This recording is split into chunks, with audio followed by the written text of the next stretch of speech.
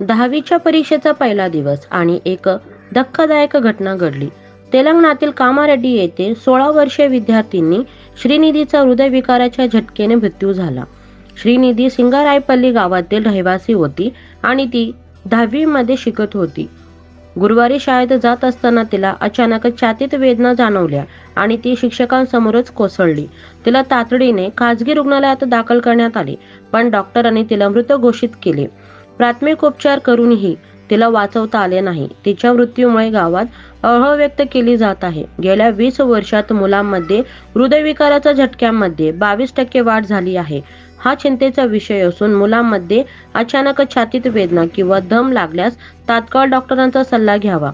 बालवयात हृदयविकाराच्या वाढत्या घटनात धोक्याची घंटा आहेत. याचे कारण अयोग्य आहार, तणाव, शारीरिक निष्क्रियता किंवा काही अनुवंशिक आजार असू शकतात.